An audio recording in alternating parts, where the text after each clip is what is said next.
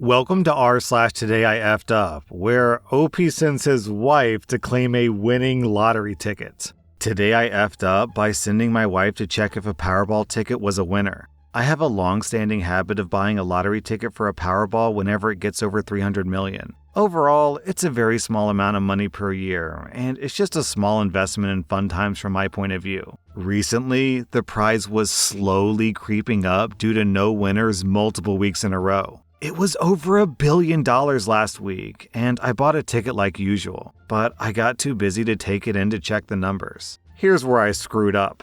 I decided to give the ticket to my wife to check. Now, she's a sweet lady who's never gambled anything, so she's not familiar with the process. I sent her to a local supermarket with the machine, explained how to scan the card, and sent her on her merry way. A little while later, I get a strange text basically saying, "You better be sitting down," and then a text saying something to the effect of, "I'm never coming back to this store again." Later, I got the full story. She scanned the ticket correctly, and the machine announced that she was a winner. She got a full screen graphic and giant words, the works. She freaked out at the prospect of becoming a billionaire, attracting the attention of the entire store. After hyperventilating for a minute or two, she saw the machine tell her to go to the checkout counter, so she walks out and finds out that she won $2. She was not aware that if you get one or more number in the right place, then you can win your money back. Anyways, after landing back on Earth abruptly, she left the store mortified at her reaction to winning $2, and now we need to find somewhere else to shop, lol.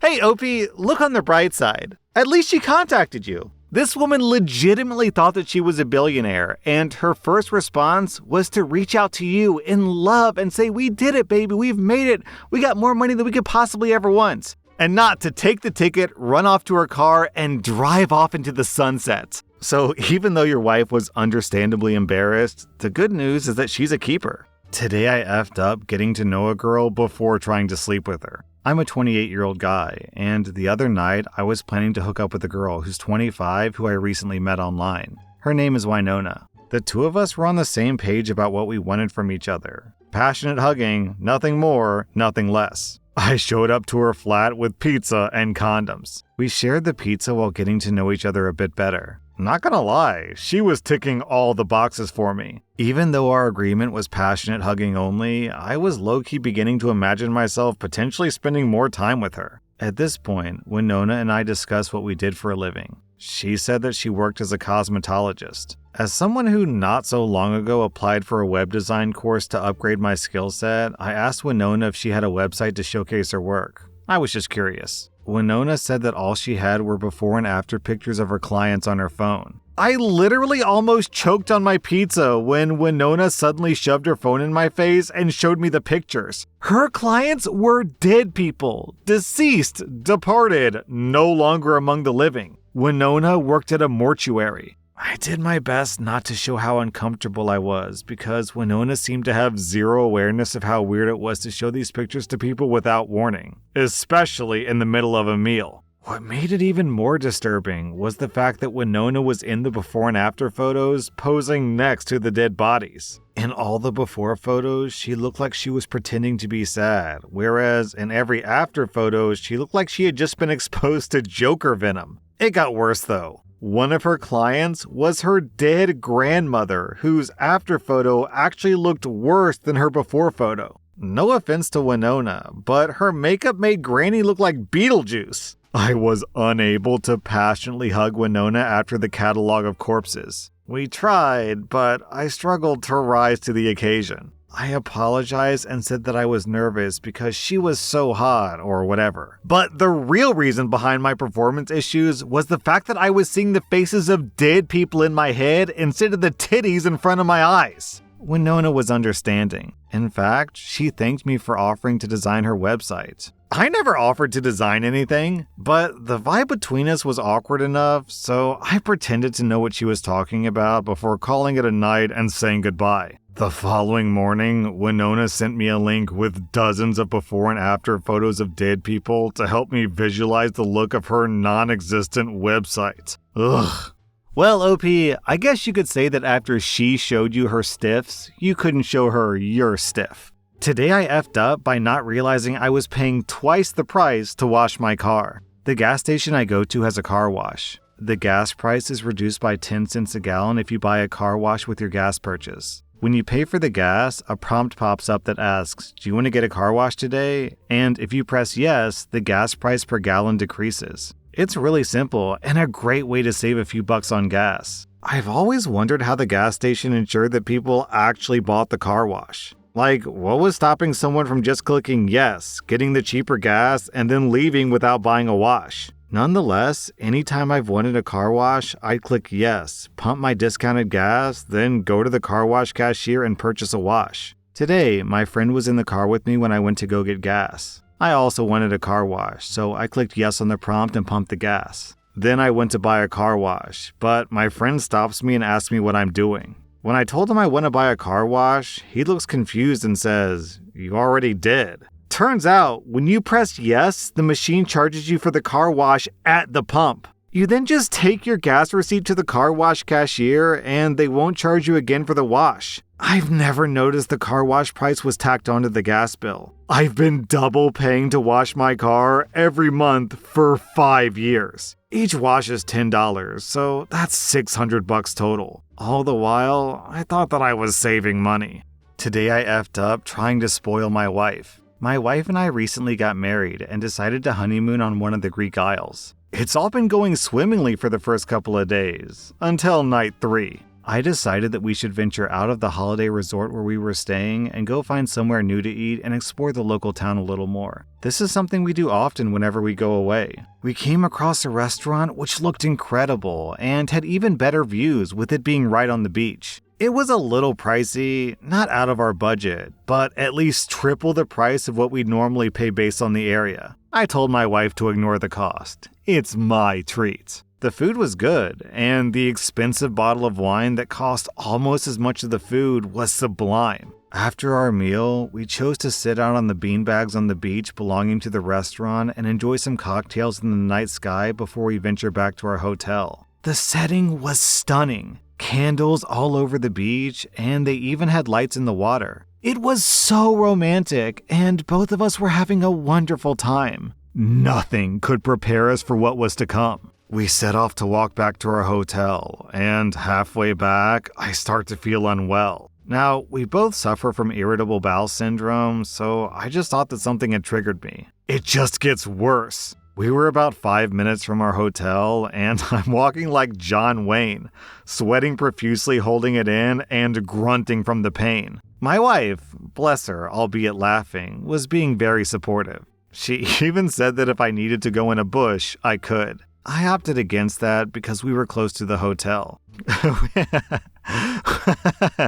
We got back to our room and I stripped fully naked from my now damp clothes and hid straight for the bathroom. To say that I unleashed hell from above and below would be an understatement. Then I get a knock at the door. It's my wife and she tells me to get out. Turns out whatever made me so sick had come from her vegetarian meal. For the rest of the night, we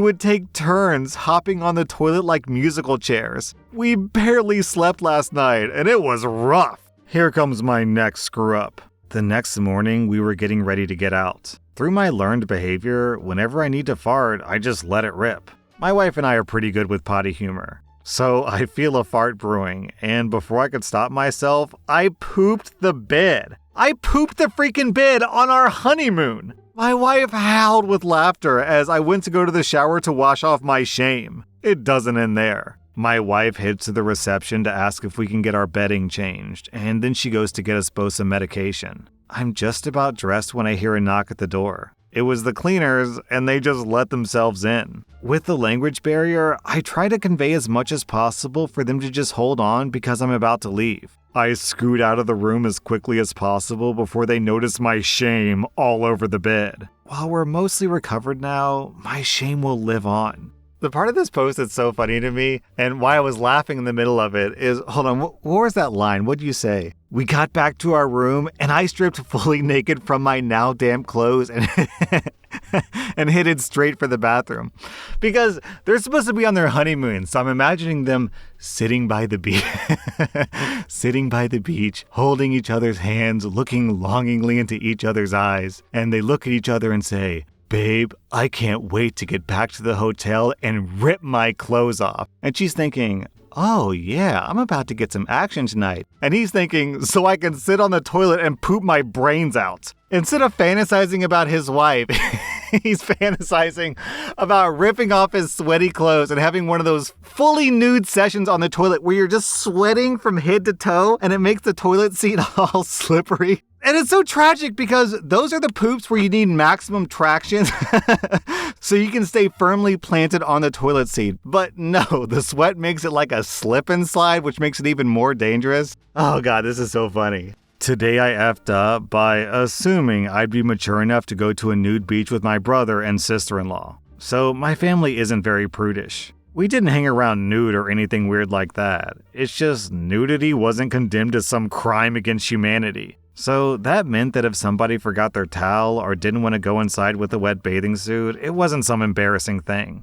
We're really all still like this. My brother and I are in our late 20s for reference, so this isn't as strange as it sounds. Last week, my brother called me up and told me he was headed to Gunnison Beach, which is clothing optional. He and his wife wanted to know if I was up for a trip. I figured what the hell and said sure, so last Saturday we took the drive. Now, keep in mind that I had never done this before. Neither had my brother. It was actually my sister-in-law's idea. But I figured with the way that we grew up, it'd be fine. Well, wishful thinking, I guess. See, I'm very introverted in general, and I always hate public places. Just because I feel like everybody is both staring at me and actively hating me. We walked down to the beach, take a picture in front of the sign, and once we found our spot, we stripped down. Now, the fact that I was close to freaking out had nothing to do with my brother and sister-in-law. They're just family, so I had no issues there. The issue was me. For one, I still had that I'm gonna get arrested anxiety that everyone apparently has their first time, on top of my social anxiety. I swore people were glaring at me, that they thought that I was weird for going to a nude beach with family. Even though, how could they possibly know that? That they thought that I was ugly. My brother and his wife both saw that I was freaked out and got worried, but I just brushed it off and tried to force myself through it. In the end, I just covered up with a towel and cowered for a few hours. They did manage to get me to swim twice, which was awesome by the way, but I was clearly not having a good time. In the end, my sister-in-law forgot to put sunblock on her feet, and they were frying, so it was a good excuse to leave a bit early. The funniest part is that both of them absolutely loved it, and they talked. Now, our parents and other brother want to come next year, and there's even some talk about... Talk about taking a family trip to a nude resort next July. I do actually want to give that a try, but clearly I need more practice first. Okay, so first off, OP, I don't think you're compatible with the nude resort. I would think that this experience with a nude beach would have taught you that, but clearly you haven't learned your lesson. Secondly, why on earth would anyone want to go to a nude resort with their family and their parents? Not to judge, if that's your jam, I guess, then that's fine with me, but why would you want to? I guess if you've grown up in like a nudist colony, then it's not a big deal, but if you're not used to seeing your family naked, okay. I, for one, do not want to go to a nudist colony with anyone in my family. Down in the comments, we have a similar story from Parky Dude. When I first moved to Germany, my back was killing me. My doctor prescribed a massage and a sauna to relax. It was a German company with a German doctor, so I walked into a co-ed sauna. I stare at the floor. The massage worked out the knots in my back, and the sauna and solarium were okay. I kept thinking, no one knows me here, so when in Rome... After the steam room, you go out to the natural open room. You place your towel on a hook and take a walking path. As I head back to my towel, I hear, in English, "Hello, Mr. OP." It was someone that I'd been introduced to at work. No sooner did I think that I could grab my towel and escape, and immediately after, his wife, teenage kids, and parents came out. Here I am, buck-ass naked, steam still pouring off my body, shaking hands with a nude family. My anxiety went through the roof, but I survived. Today I effed up by causing a scene at work because someone ate half of my lunch. This happened a few days ago, but I'm still feeling the after effects. At our work, there's a lunch thief. Our boss has not done a single thing about it, despite the many complaints from multiple employees. So far, no one has any idea who the thief might be. People label their food and hope for the best. We've been warned about how using certain methods to try to catch that thief could potentially get us into legal trouble, so it's hard to catch them. I, like many others, have had my food stolen a couple of times. It's annoying, but I grit my teeth and get on with it. Earlier this week, I packed myself a grilled cheese sandwich and a cupcake. I put a sticky note on it saying, "Property of OP, please don't touch." I was already looking forward to my lunch while laying in bed the night before. My lunch break came, and I went to get my food in the fridge only to find half my sandwich and the cupcake wrapper. It was the straw that broke the camel's back. I just started bawling in front of everyone.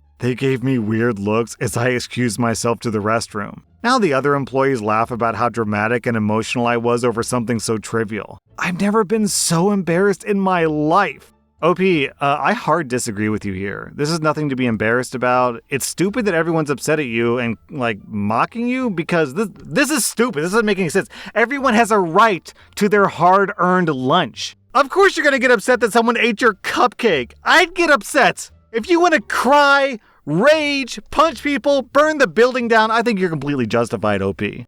That was rSlash Today I F'd Up, and if you like this content, check out my Patreon where I publish extra episodes. Also, hit that subscribe button because I put out new Reddit videos every single day.